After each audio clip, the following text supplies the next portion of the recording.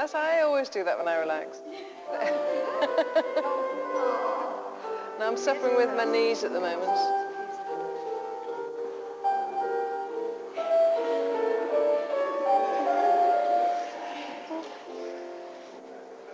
Perfect.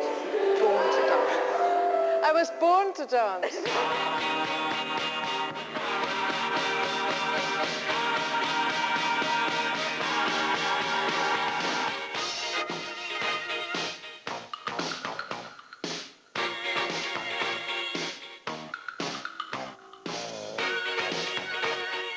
They say that in every non-dancer, there's a dancer waiting to get out.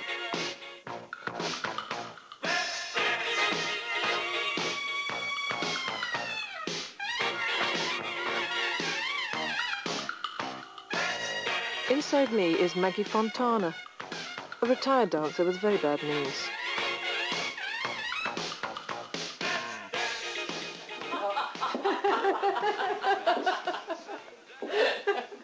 This film allows me to indulge my pathetic fantasies and dip into the world of dance to see if Maggie Fontana has legs. Legs and feet, possibly. Right, so we lengthen the legs. Okay, so rise up. I was told that this went out in the 50s. I don't think that was ever in. Oh, right. Snatching. Was that a snatch? It was a snatch. Such a bad word to use. Smooth shifts and flesh. Hang on, so I can get in there a bit. It is tough. You can see why, you know, it's really not very practical. So I'm going to breathe. And prepare. You can always tell a dancer by the way they move. Follow the hand. Sarah Welford, ex-Royal Ballet, tries to teach me what any real dancer would know by the time they were 2. I am hampered here by excess flesh, rigidity, and plastic sweatpants. Chest up. Remember the silken thread. The silken thread. The silken thread that pulls you up. Yes. Yeah. I remember the silken thread.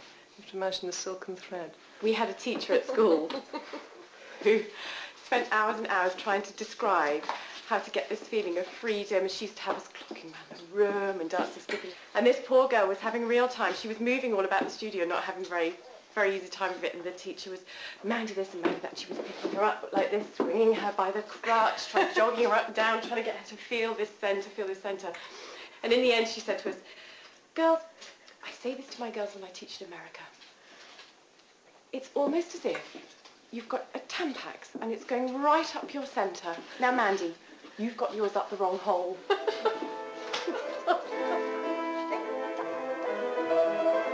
I go to visit the junior school of the Royal Ballet, where the chosen few start at 11 and face 7 years of annual assessments to get into the company itself.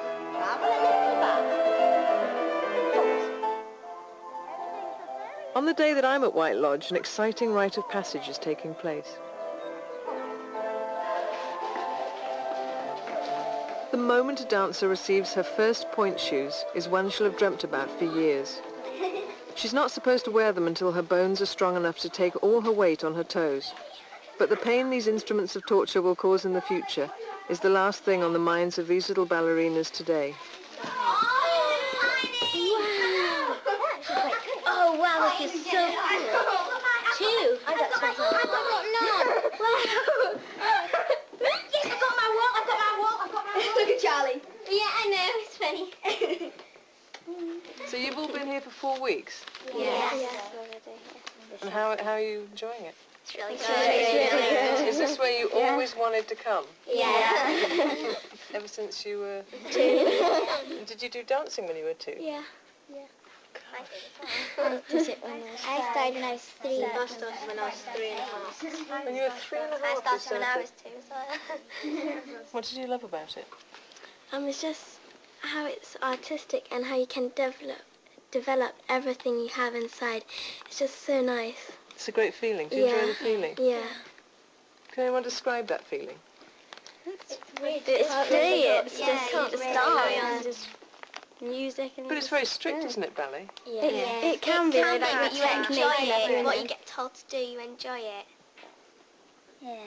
Isn't it a bit painful sometimes? If you want to be a dancer, you have to just carry on with it. Get on with it. Is that something you're taught, or something you think yourself? They know it ourselves. You can't be told that you want to be a dancer. You have to know it in your mind. You have to want it. have to have it within yourself to want to dance. If she's good enough to get through to the senior school at 16, a dancer is given a boy to hold and lift her. Sir Anthony Dowell, and that's tone to me, the director of the Royal Ballet, remembers his first pas de deux classes vividly. Oh, look! Lots of boys. And one. Watch the line of your feet, people. Cross-hip position. Please look as though you're enjoying it. Toes up.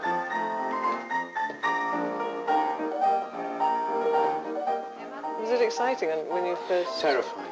You feel that you're never going to learn or find where the balance of this person you are holding is. It was really hard.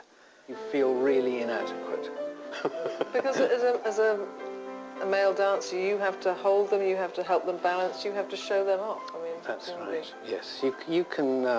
Does that ever feel like a thankless task? Luckily in my career, I never had the misfortune to have someone who didn't like me standing behind them. Because there's nothing worse for the man as a partner if you get all this wriggling.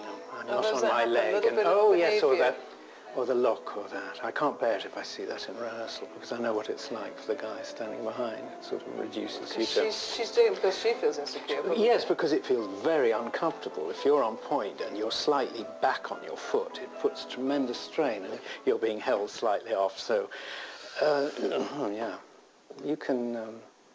it's delicate manoeuvrings go on, yes. Girls, don't drop your backs when you plie. I don't think Maggie Fontana would ever have liked her partner. Who's the pressure on, the boy or the girl? Bit of both. Yeah, the boy Yeah. to get it right. Do they give you like beanbags to practice with? Who's more important, the boy or the girl in the partnership? It's equal. Is it? Ah, you're so tactful. The boy kind of has to show off the girl. Yeah, she's the prize. Oh, that's so sweet. The boy has never said that to me. The standard of perfection that classical ballet demands is very intense and isn't for everybody. And certainly I don't